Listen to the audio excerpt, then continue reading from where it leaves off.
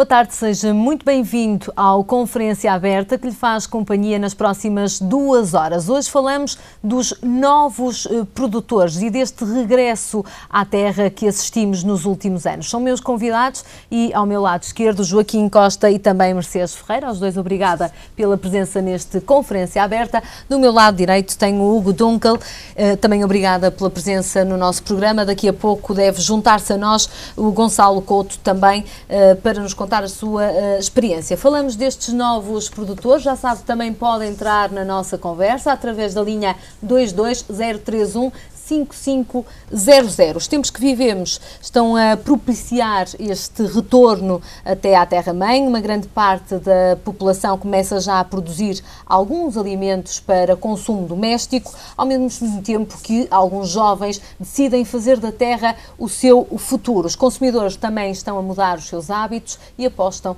em alimentos provenientes da agricultura biológica. Joaquim Costa, começo por ouvi-lo assim. Nota que, de facto, existem mais jovens interessados em investir na terra e em fazer da agricultura o seu futuro? Sim, obviamente. No ano passado nós tivemos uma média de 250 projetos de jovens agricultores a instalar-se por mês. Portanto, isto foi um recorde que nunca antes tinha acontecido. Isto fruto também do bom ou o melhor funcionamento portanto, do PRODER relativamente aos anteriores quadros comunitários e aos anteriores governos e portanto, temos assistido a um regresso à terra, um olhar para a terra como uma atividade como outra qualquer e isso é importantíssimo. E quais são os principais motivos que encontra neste regresso e nesta aposta também dos mais novos em quererem investir na terra?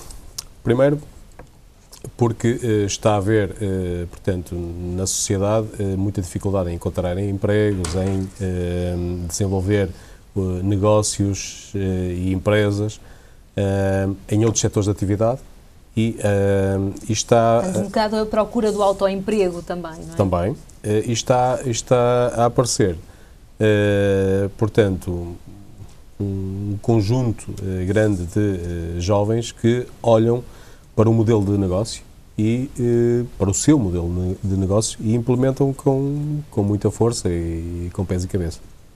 Os fundos comunitários também são aliciantes para que haja este investimento ou são apenas uma ajuda? São muito aliciantes para que haja, portanto, grosso modo, conseguir-se, portanto, neste quadro comunitário já não, mas no anterior, conseguia-se implementar um projeto a rondar os 75 mil euros com custo de investimento zero do promotor. O que era por si só aliciante, mas é preciso terem atenção que os projetos têm que ter cabeça, pés, tronco e membros e têm que, portanto, ter uma taxa de sucesso, portanto, significativa. Caso contrário, depois as pessoas têm que devolver todo o dinheiro que receberam e depois isso gera uma carga de trabalhos, não é? Ou seja, também faz com que os nossos novos agricultores estejam informados. Empresários agrícolas. Exatamente, empresários agrícolas, é esse termo aqui. Exatamente. Sejam empresários, ou seja, saibam aquilo que o mercado está a pedir de momento, aquilo que pode ser exportado, se calhar, facilmente, para melhor rentabilizar as explorações. É isto que está a acontecer? Mais ou menos, sim. Estão a aparecer aí novos nichos de mercado, estão a aparecer, portanto, novos produtos, está-se a dar resposta e tenta-se dar resposta em contraciclo com os restantes países europeus. Nós não nos podemos esquecer, nomeadamente, portanto, durante o inverno, que mais de metade da Europa praticamente está 3, 4 meses coberta de neve e nós aqui com um sol radioso e conseguimos produzir uma série de produtos, nomeadamente hortícolas, etc., e entrar em contraciclo com esses mesmos agricultores do norte da Europa. Isto dá-nos uma vantagem muito significativa. Uma vantagem que acaba por superar a desvantagem que às vezes temos de sermos um país pequeno. Sim. De não termos aquelas mega explorações. Sim, e não estarmos tão bem organizados, porque isso é um outro pormenor, não estarmos tão bem organizados quanto os nossos concorrentes europeus, nomeadamente em termos de vendas. Vou dar só um exemplo. Numa entrevista, o homem grande da Jerónimo Martins dizia que na Holanda uma grande superfície tem que negociar com 4 fornecedores em termos de hortícolas e produtos agrícolas em geral. Em Portugal, a Jerónimo Martins tem que negociar com 700. Portanto, só por aqui vemos a pulverização que temos de fornecedores. E a falta de concentração pode até estar a prejudicar o setor. Falta de organização, de venda, sim.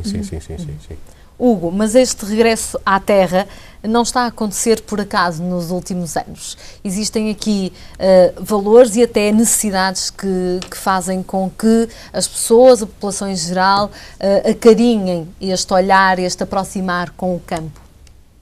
Sim, é engraçado ter trazido essa questão, porque eu estava a ouvir a contribuição de Joaquim e de facto temos todas estas características como novos modelos de negócio, empresas agrícolas e novos nichos de mercado, mas também há toda uma outra parte que não tem tanto a ver com a questão económica e tanto com a questão de tendências económicas que têm um impacto muito grande na vida das pessoas e que fazem com que elas retomem este tipo de convívio com a terra.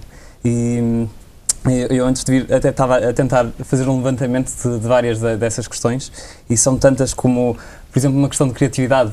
Hoje em dia nas cidades nós temos muitos fluxos de criatividade, mas o trabalho agrícola e o trabalho da terra tem todo um exercício que os outros não nos oferecem. E portanto é muito interessante perceber que hoje em dia mesmo nos contextos urbanos há um crescente aparecimento da vontade das pessoas se unirem e fazer agricultura, não tanto como um empreendimento, mas como um ato de socialização e um ato de convívio. E muito mais temos a questão da regeneração da paisagem, que é importante perceber que mesmo com a agricultura convencional que nós tivemos durante muitos anos cá em Portugal, tivemos muito desgaste de tudo que é a superfície da terra, do terreno. Temos partes do país que estão demasiado secos, desertificados, por exemplo, o Alentejo e o Algarve hoje em dia são consideradas áreas desertificadas do país e parte da responsabilidade é a agricultura que tem vindo sendo feita até agora e o modo como essa é feita. E é interessante que também perceber que este retorno à terra não tem só a ver com o retorno à terra, mas tem a ver com o retorno a uma vontade de compreender a agricultura de uma outra forma e uma sintonia maior com essa agricultura. O Hugo já pertenceu ao Porto Verde, que agora está um bocadinho parado de momento, mas agora pertence a uma outra associação que também fomenta este aproximar, não é certo? Sim, aquilo que nós pretendemos, a Novos Locais Associação, aquilo que pretende é tentar esbater um bocado esta dicotomia ruralidade-urbanidade que de facto é um bocado construída, porque nós somos rurais e urbanos, estejamos nós no campo ou na cidade, e é importante perceber que há imensas estratégias que conseguem fundir e facilitar o contacto entre consumidores e produtores e muitas vezes não nos termos de limitar esta questão de tudo que são estruturas muito grandes que nos permitam alcançar os produtos que nós queremos consumir, mas sim que o façamos de uma forma mais de confiança. E assim não temos tanto de estar sempre com esta questão da certificação, a questão das legalizações, etc. Sempre respeitando essas estruturas, mas também facilitando o contacto entre o produtor e o consumidor. Porque o produtor tem uma cara. O Hugo está a falar, eu estou-me a lembrar de um caso, uma reportagem que fiz há uns anos, de um senhor ali na Foz, que ainda faz a distribuição de produtos frescos todos os dias pela manhã, com o seu cavalo, naquela zona da Foz, e de facto ele tem uma cara, é ele que produz na sua exploração, é ele que colhe, que apanha aqueles alimentos e acaba por ser ele também a distribuí-los. Isto cria-se aqui também uma relação de muita confiança, não é? Claro, e não precisamos de olhar para escalas tão pequenas. Tem sido desenvolvido e estudados bastantes sistemas, como por exemplo o sistema chama-se em inglês os CSA, que são sistemas que a comunidade suporta os agricultores e portanto cria-se um esquema de comunicação que hoje em dia se suporta das comunicações digitais, que ajudam imenso a esse tipo de atividades, em que os consumidores expressam o que é que pretendem e assim facilitam ao próprio produtor não ter excedentes que não vão ser vendidos. Exatamente. Nós já demos passinhos, embora não sei se serão tímidos ou não não conheço os resultados, mas do programa PROV, por exemplo. O programa PROV é um ótimo exemplo. Que é um exemplo disso mesmo, e nós vamos ter aqui o Gonçalo Couto, que nos vai falar do Horta à Porta, embora seja privado, mas assenta em bases muito parecidas. Já regressamos à conversa, estamos a falar de economia, que pode ser economia local. Mercês, pode ser o incentivar de uma economia local aqui a trabalhar esta comunicação, mas não só. Há também quem queira já produzir os seus próprios alimentos, há quem ache que tem necessidade de o fazer, não é só a questão do tempo, mas mesmo poder ter já alguns meios de subsistência garantidos pela terra. Se calhar, a pensar nisto, surgiram as hortas urbanas também em Vila Nova de Gaia, em todas as freguesias. Sim, pronto. Vila Nova de Gaia, há uns anos esta parte, tem vindo a desenvolver, no âmbito até do Pelouro do Ambiente, que é o meu pelouro, algumas ações que visam mudanças de comportamentos em diversas áreas, da área ambiental, que é transversal a muitas destas temáticas, e também incidimos já há uns anos nesta temática de criação de hortas, começando pelos mais pequeninos em escolas, criando-lhes hortas pedagógicas associadas a escolas que tinham cantinas e que, de certa maneira, o objetivo era fazer com que as crianças percebessem de onde é que vêm os alimentos, que muitos deles em casa pensam que é de supermercado, não é? Que a alface se compra só no supermercado. E, portanto, começou-se nessa fase, aqui há uns 6, 7 anos atrás, a ter estas pequenas iniciativas em escolas que aderiram. Depois foi havendo algum sucesso, de facto houve uma adesão muito grande, quer da comunidade escolar, quer da própria comunidade, da população em geral, os pais, os funcionários, e foram aderindo a estes projetos, e estendemos este conceito para bairros sociais. Nós temos muitos bairros sociais em Gaia. Esses bairros sociais têm um acompanhamento muito direto com assistentes sociais que estão lá nos próprios empreendimentos e que apoiam as famílias em diversas matérias. E então pensou-se, bom, nos espaços adjacentes que existem a esses bairros sociais, por que não criar estruturas que não só permitam a subsistência de quem lá mora, mas também permita tal socialização que o Hugo aqui falou e bem, que estes projetos são muito importantes nesta matéria e nestas comunidades também mais ainda, porque faz com que interajam e é bastante, e cria até alguma disciplina estrutural, etc., nas suas famílias. Portanto, começámos também nessa vertente dos bairros sociais e construímos cerca de 5 hortas sociais associadas a empreendimentos dispersas no concelho inteiro. Depois, ao abrigo de tudo isto, fomos vendo que havia, de facto, na nossa ação do dia-a-dia, na convivência com a população e no desenvolvimento de políticas de sensibilização ambiental, fomos percebendo que isto era um tema que tinha pés para andar. Associado a isto, olhámos para o território e verificámos na nossa gestão do dia-a-dia que um concelho como Vila Nova de Gaia, e todos os municípios devem ter este problema, mas Vila Nova de Gaia tem muito, tinha muitos terrenos municipais, quer de propriedade do município, quer das juntas de freguesia, que estavam permanentemente ao abandono, que tinham necessidades de manutenção e de gastos e custos de limpeza periódicos, que, pronto, eram um custo deitado fora, e achámos que, fazendo um diagnóstico de todo o concelho deste tipo de potencial e verificar qual a capacidade que eles podiam ter para implementarmos hortas urbanas, e desenvolvemos essa atividade, fazendo esse diagnóstico, e desenvolvemos então um projeto mais alargado de hortas urbanas nestes terrenos, que vieram a ser objeto de intervenção, portanto, construímos as hortas e fomos doando talhões à população em geral. Portanto, deixámos o social, não deixando o social e os pedagógicos de fora, continuamos a fazer o mesmo trabalho, portanto, agora com o chapéu de rede municipal de hortas urbanas que integra isto tudo. Qual era o grande objetivo? No fundo, era dar uso correto a espaços que estão degradados e que podem transformar-se de facto em espaços mais organizados, quer em termos de horta, quer até de componente de lazer associada, e depois fomos percebendo que havia muito público-alvo com vontade de aderir a a esta utilização. Desde pessoas que de facto utilizam a horta como meio de subsistência, e hoje em dia é muito importante isso, pronto, o contexto em que vivemos também ajuda a isso, e há famílias que de facto querem este talhão porque lhes vai ser muito útil até para o seu orçamento familiar, mas também temos público que vê isto como uma forma de socializar, de lazer, de ter ao fim de um dia numa cidade um espaço onde pode, em vez de ficar em casa fechado, estar a trabalhar a terra, a conviver com a terra, com a natureza, a desenvolver práticas de agricultura urbana e indo ao encontro também de conceitos novos de promoção da agricultura. E, portanto, foi nesse âmbito que iniciámos em janeiro de 2012 este trabalho. Neste momento temos em funcionamento 15 hortas urbanas espalhadas pelo concelho inteiro.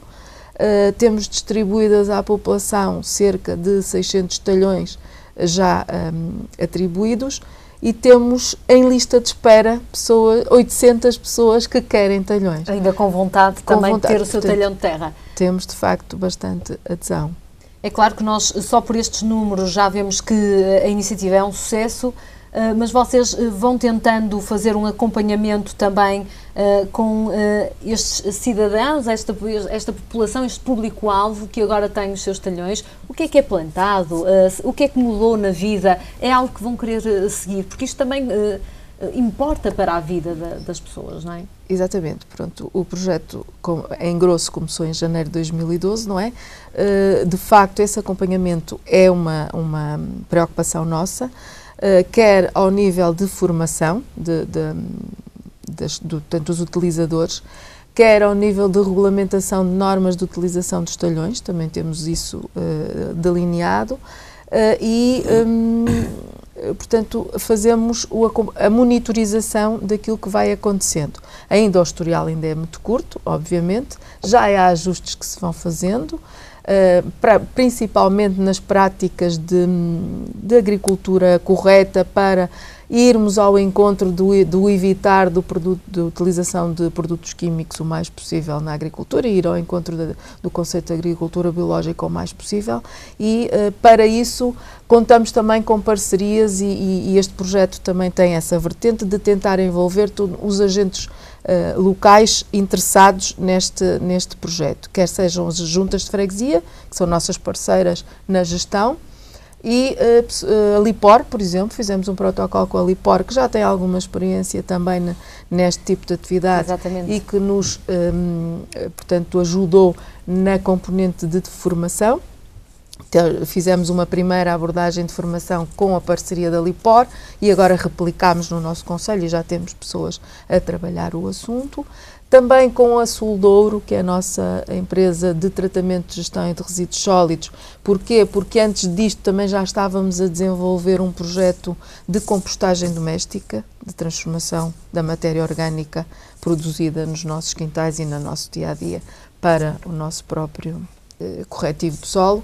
E transferimos este projeto para as hortas urbanas, ou seja, a Sul Douro também nos acompanha nisto, quer na formação, quer na cedência de compostores para cada talhão, portanto, cada utilizador no seu talhão tem um compostor onde pode pôr os restos de matéria orgânica que vai desperdiçando para ser transformado em adubo e reutilizado. Portanto, há toda esta dinâmica que a equipa de ambiente da Câmara de Gaia está a acompanhar e quer monitorizar e transformar em indicadores. Obviamente ainda tem um historial curto, mas já começa a ser trabalhado. Exatamente. E a surgirem também alguns resultados. Joaquim, é claro que a agricultura, apesar de ser trabalhado a terra, quer dizer, tem sempre o fim do negócio e do modelo de negócio para também serem um setor de sucesso. Sim. Quais são os produtos que mais exportamos neste momento? Aqui na nossa região, hortícolas, sempre. O leite.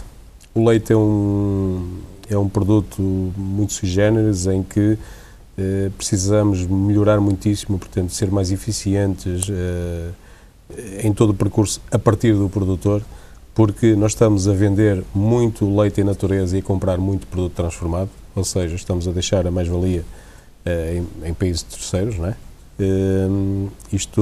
Portanto, o leite, a par do azeite e do vinho e um ou outro produto, somos autossuficientes, o país é autossuficiente em termos de produção, mas em termos de balança comercial somos deficitários e significativamente deficitários. Quer-me traduzir isso? Ou seja, nós produzimos leite, mas simples. optamos por exportar em vez do consumo próprio? Sim.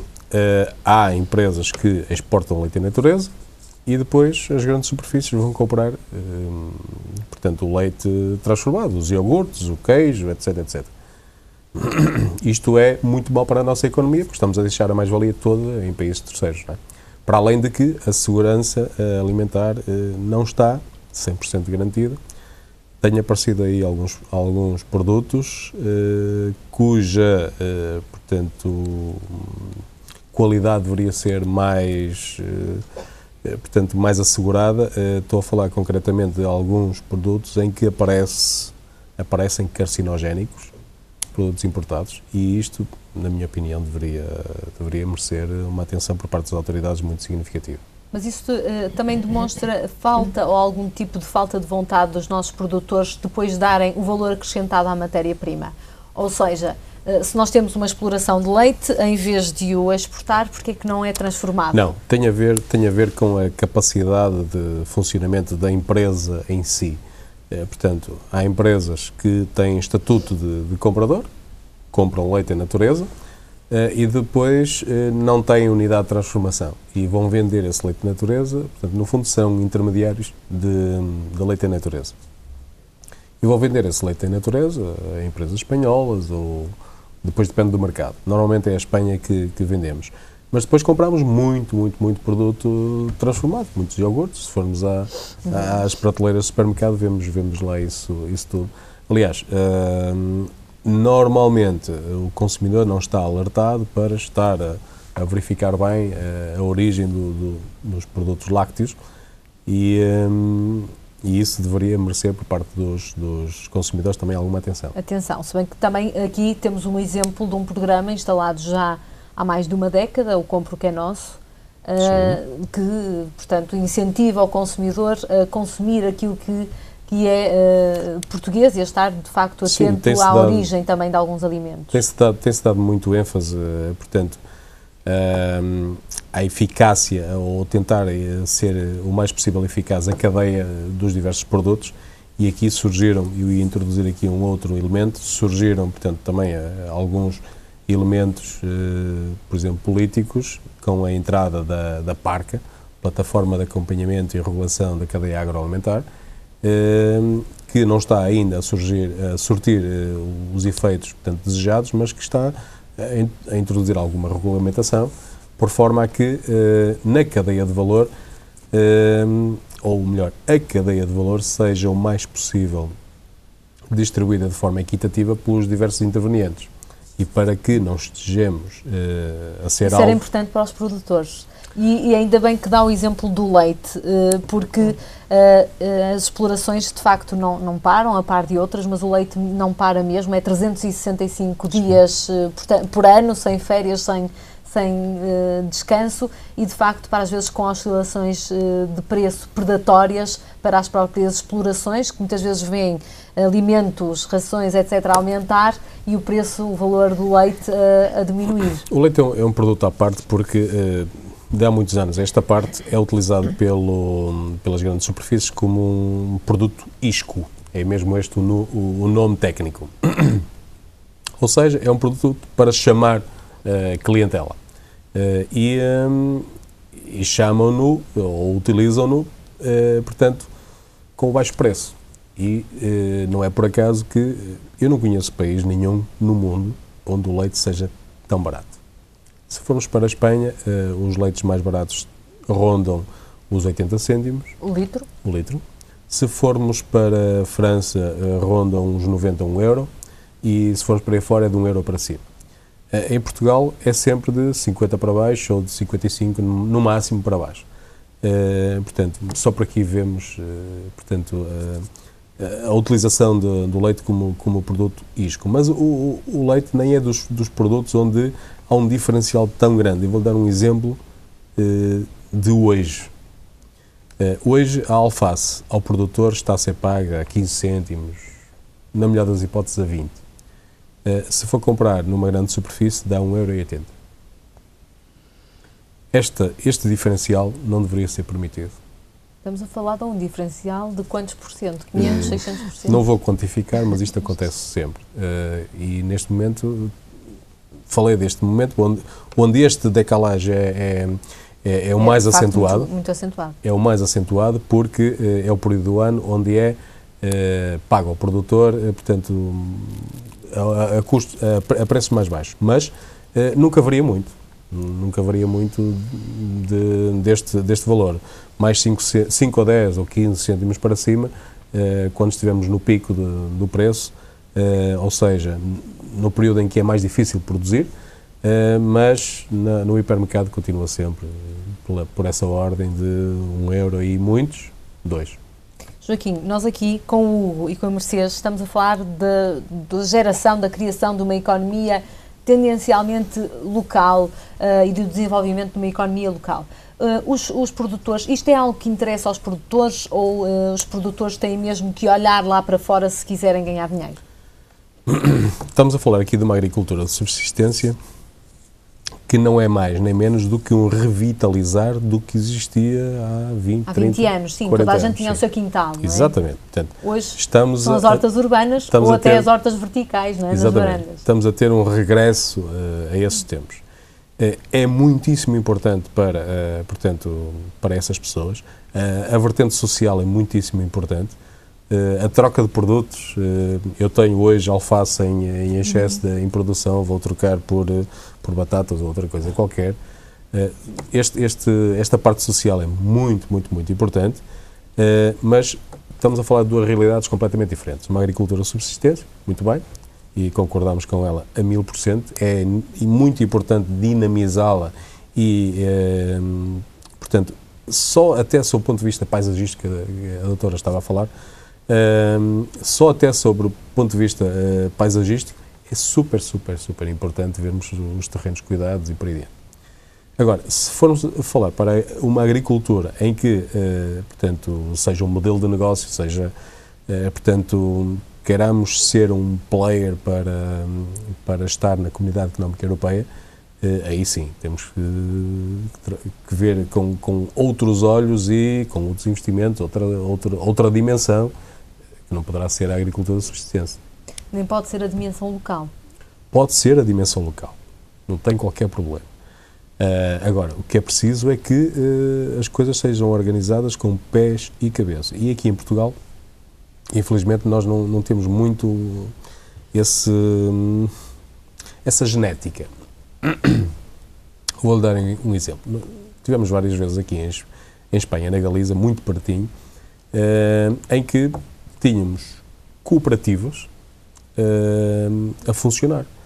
Portanto, a agricultura local, em que as pessoas se juntaram para ter acesso a equipamentos, a maquinaria, para ter acesso ao know-how, ou seja, acompanhamento profissional e para ter força de venda.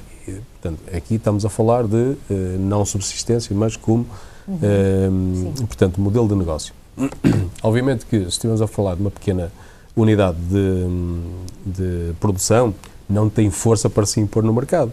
Mas se uma unidade que se junte com 10 outras, aí tem já outra voz, tem outro já peso. começa a ter peso. Isso acontece nos vinhos aqui em Por Portugal, exemplo, com os produtores de vinhos. Sim. Falta isso nos produtos alimentares, é isso? Na generalidade da agricultura em si. É uma boa ideia ter falado em cooperativas, porque o Hugo também é uma das vossas ideias, associação, neste estreitamento entre produtores e consumidores, era a criação também de cooperativas alimentares. Sim, cooperativas alimentares. Quer explicar o conceito? Claro que sim. As cooperativas alimentares, temos vários exemplos de cooperativas alimentares em Portugal. Aquilo que procuram fazer é unir tanto produtores ou consumidores que buscam um produto em específico ou um conjunto de produtos e assim tenta-se facilitar a comunicação entre produtores e consumidores sem que haja toda uma estrutura complexa entre estes dois elementos. E E a história em Portugal das cooperativas é uma história que já com alguma força, inicialmente nos casos do Alentejo, por exemplo, conhece muito bem cooperativas de queijo, cooperativas de vinhos, cooperativas de azeite e atualmente tem aparecido no contexto da agricultura biológica pequenos núcleos cooperativos que procuram trazer para espaços específicos um grupo de alimentos que os consumidores procuram. E, por exemplo, em Lisboa temos o exemplo da Biocup, que foi uma cooperativa que cresceu muito, já que houve sempre muita procura de produtos biológicos, e eles conseguiram mediar essa procura e facilitar essa troca entre os produtores e os consumidores. Aqui no Porto ou arredores temos exemplos disso, Hugo? Sim, tivemos durante bastante tempo uma cooperativa que tinha alguma associação com a Biocup, que era a Naturacup, mas que recentemente fechou, infelizmente. Acho que é o panorama recente que temos. Temos o aparecimento de pequenos produtores, como por exemplo o Projeto Raízes, que é um grupo de produtores que se juntam e que tentam, até São de Gaia, um grupo de produtores que se juntam e tentam chegar aos consumidores através de feiras, através de pequenas caixas, chamadas os cabazes. Os cabazes que estão agora muito na moda, não é? Sim. E o cabaz é um exemplo ótimo, porque é um exemplo que não faz um equilíbrio entre a procura do consumidor, mas também a produção que existe do produtor. E é engraçado porque aí começa-se a valorizar uma coisa que se tem perdido muito, que é a consciência de consumo sazonal. E estas caixas, muitas vezes, o que fazem é... A fruta da época, vender a fruta portanto, da época, o legume os da vegetais época. E assim, uma pessoa vai recebendo aquilo que vai existindo na altura. Isto interessa, Joaquim, aos produtores, este estreitamento de relações, porque aqui ficamos sem o intermediário, por exemplo, das grandes cadeias retalhistas. Sim, portanto, se conseguirem ganhar dimensão e... Estas cooperativas, sim, portanto, ganharem dimensão. E, sob o ponto de vista económico, se serem sustentáveis, claro que sim, são importantes. Eu acho que até é importante conviverem estes dois tipos de estruturas, porque respondem a nichos e a mercados diferentes. Sim, sim. E em Gaia temos dois exemplos disso. Temos o Projeto Raízes, de facto, que não é bem uma cooperativa, sim, é funciona, um promotor privado, não é? Associados, que de facto promovem esse tipo de trabalho e que trabalham também em parceria com a Câmara. Já fizeram parceria connosco neste projeto. E temos ainda um outro grande produtor em Gaia, o Cantinho das Aromáticas, que teve muito sucesso e que exporta bastante produto em contexto urbano. Aquilo é uma quinta em contexto urbano. E que de facto é um exemplo de sucesso de alguém que se empenhou e que se dedicou a esta matéria.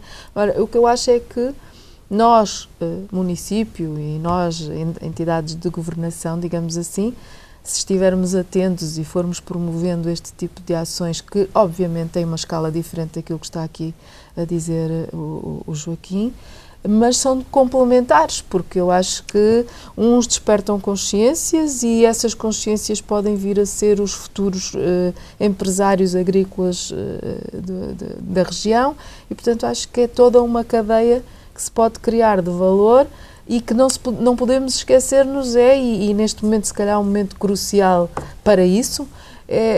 Na medida em que vem aí um quadro comunitário novo para o efeito, o 2020, em que é muito importante a componente formativa e desenvolvimento de competências para estas matérias e para aquilo que de facto Portugal tem como recursos, e este é um dos recursos que podemos potenciar cada vez mais, creio eu, mas os meus colegas de mesa... O Joaquim, antes do programa, estava-me a dizer exatamente isto, porque por causa do clima, que nos é favorável, e também acerca dos fundos, convém se calhar até deixarmos aqui essa informação, que as candidaturas continuam a ser lançadas, embora estejamos nesta fase de transição do final de um ciclo para o início da Agenda 2020, não é assim, Joaquim? Sim, estamos, portanto, o PRODER finalizou em 2013, antes de finalizar em outubro já estávamos com overbooking, ou seja, já não havia cabimento orçamental para mais projetos.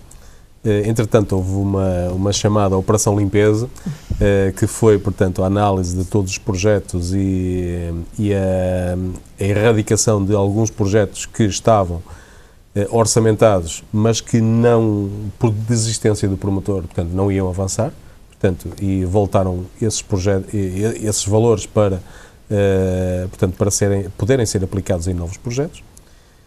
Entretanto, chegamos a 2014, mas as regras deste novo quadro comunitário, do PDR, não estão ainda implementadas, não são conhecidas. São conhecidas em regras gerais, mas não estão ainda em funcionamento. Inclusive, em termos europeus, ainda há alguns dossiês que estão a ser ultimados. O nosso governo, muito bem, optou por continuar a fazer análise de projetos, portanto, de candidatura, nomeadamente de jovens agricultores, portanto, com as regras do PDR e já com cabimento orçamental, com regras do PRODER, e do anterior quadro comunitário e com cabimento orçamental neste novo quadro comunitário. Portanto, continuam a haver candidaturas a projetos, continuam a haver aprovações a um ritmo, portanto, mais ou menos normal. Normal, o que isso acaba por também ajudar aqueles que querem este retorno e que querem investir na terra. Hugo, já aqui falamos da agricultura biológica e este despertar para a agricultura biológica, este despertar também de consciência para aquilo que consumimos, de onde vem, como é produzido, deixa ou não deixa uma pegada grande, maior ou mais pequena no nosso planeta? Porquê é que isto está a acontecer também? Sim. Eu acredito que, como o Joaquim disse, o que nós estamos a viver é um retomar a práticas que sempre se fez, como a agricultura de subsistência, e que é uma coisa que sempre houve. Acontece que nós, a partir da industrialização, tivemos uma alteração muito grande da forma de fazer as coisas e da forma de viver as coisas. E hoje em dia a questão da crise não é só uma crise económica, é uma crise de ideologias, uma crise de saber fazer. E de repente sentimos-nos numa situação em que queremos perceber de que forma é que podemos fazer uma agricultura que não tenha um impacto negativo tanto para a natureza como para nós, enquanto sociedades, corpo não é? E sociedades. Tanto na saúde física como na saúde social, que a agricultura tem, de facto, um impacto muito grande. E a agricultura biológica aparece aqui como um retomar de alguns conhecimentos que se sempre teve, bastante antigos, mas também o aprender com as tecnologias contemporâneas que nos permitem, sem recurso a químicos, fazer uma agricultura que é autossustentável e que, melhor do que não ter um impacto, tem um impacto positivo, como a questão da compostagem, que é um fechar de um ciclo que nós, de repente, não estamos habituados a ver, porque estamos habituados a colocar o lixo num saco e depois não sabemos o que é que acontece com ele. E é bastante importante usarmos todas estas metodologias, tanto para criar uma agricultura melhor, como para conseguirmos que todos os sistemas fluam de uma maneira mais lógica. Uhum. Às vezes acabamos com este tipo de pedagogia. Disse-me que nós deitamos os resíduos num saco e depois não sabemos o que é que acontece. Eu sei que a Soldouro, por acaso, agora está a fazer e faz todos os anos visitas de escolas, não é? Para ensinar, para dizer Sim. qual é o ciclo também dos resíduos, o que também é importante, este ciclo dos resíduos, e saber de facto que nós deixamos aqui a nossa marca sempre que estamos a utilizar coisas e a deitar fora essas mesmas coisas. O Hugo fala-me também aqui, e antes de irmos a este exemplo, na permacultura, que será já um patamar acima, ou aquilo de uma cultura que se poderá fazer num ciclo onde tudo se renova, tudo se transforma, é assim? Sim. Um patamar acima não seria o termo com que eu melhor descrevia, porque acho que é um outro patamar.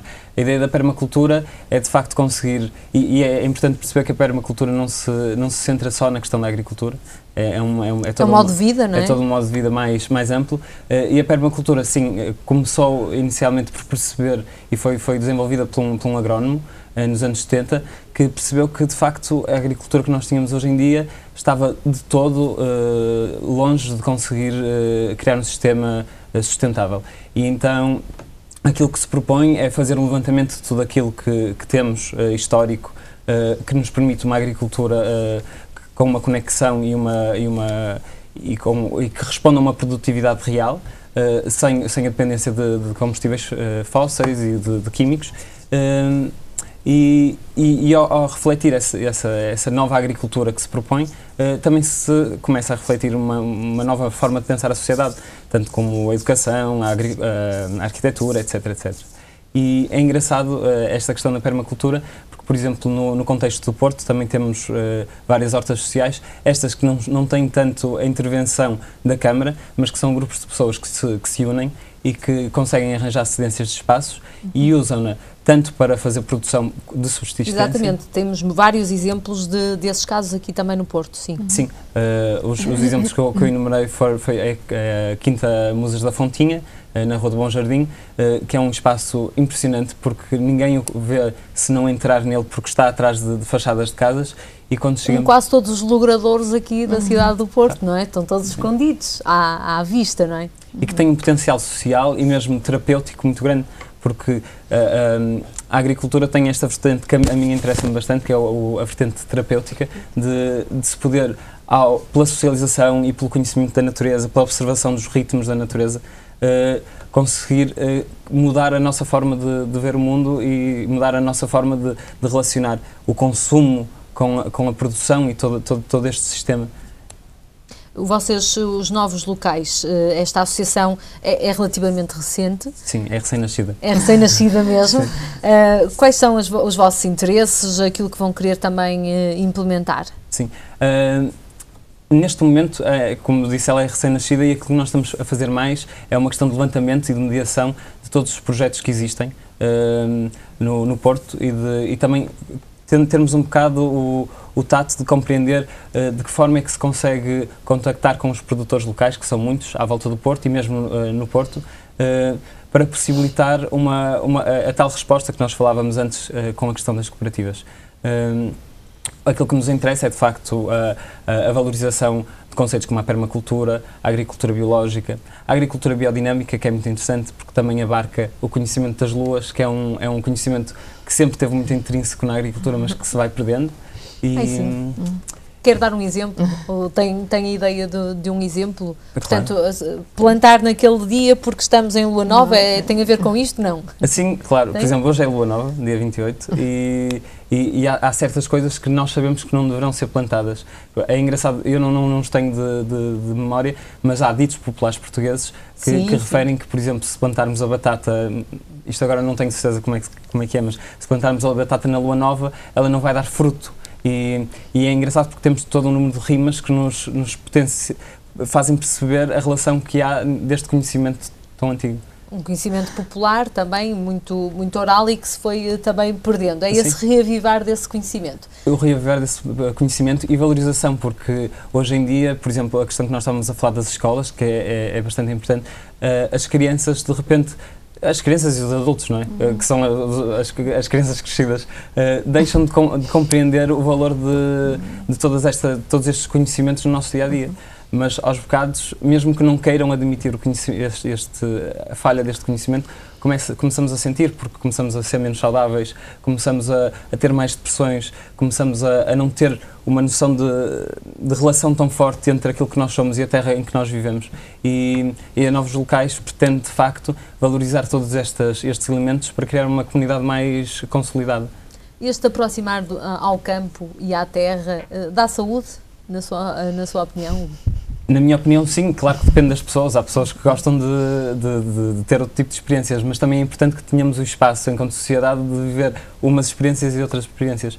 E no meu ver, de facto, o mundo da agricultura biológica e o mundo, toda esta consciência ainda está muito pouco valorizada. E eu sinto uma grande vontade de poder contribuir para essa valorização.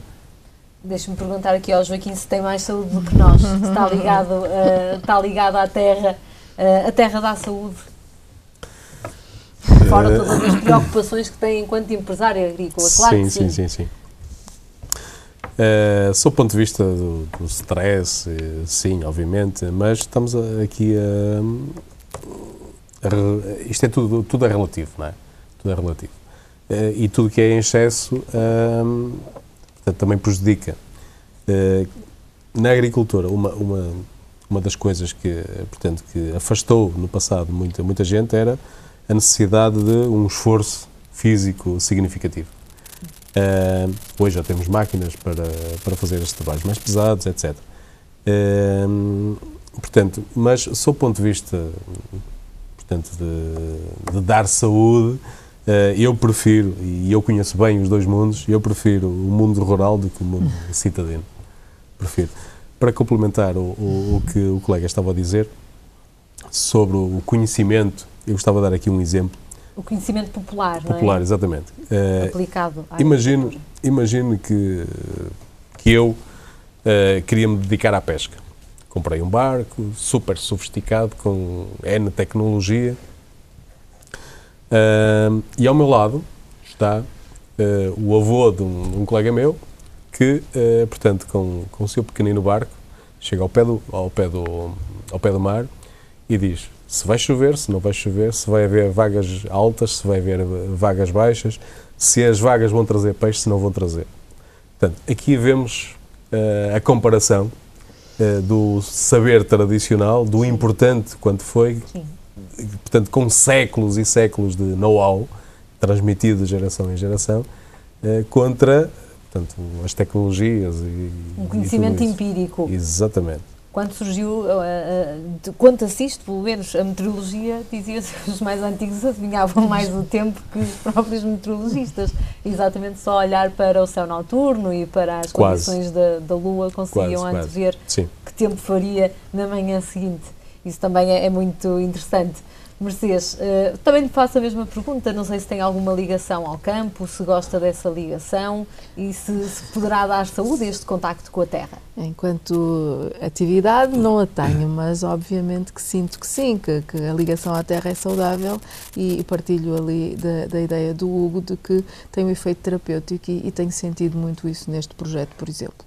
Nota-se perfeitamente que as pessoas gostam, andam mais felizes e há uma componente que eu noto muito, que é aquele convívio intergeracional. Eu vejo nestas hortas o avô, o neto, o filho e, portanto, isto para mim acho que é saudável a todos os níveis, não só enquanto consumidores, que acabam por consumir produtos mais saudáveis, mas também em termos terapêuticos e de stress e da vida que hoje em dia temos tão absorvida e tão fechada em espaços muito limitados e com portanto, ofertas muito conduzidas, acho que de facto é mais saudável e é que há que fazer, como dizia o Joaquim também, não cair em excessos e haver de facto um equilíbrio na sociedade para que todos os agentes da sociedade consigam interagir e tornar esta vivência coesa e com uma urbanidade saudável entre aquilo que é o que nós gostamos hoje em dia, que é o nosso conforto, e a natureza, até para preservar o nosso planeta, que de facto está numa fase que nós estragamos muito, não é? E é o nosso condomínio, não é? É a nossa terra, é nosso bem comum. E, portanto, nesse sentido, todas estas práticas somadas, obviamente, só podem ter efeitos positivos. Ainda bem que fala nesse cuidar, para voltarmos novamente aos resíduos que falei. É importante saber também para onde vai tudo aquilo que nós desperdiçamos, tudo aquilo que nós deitamos fora.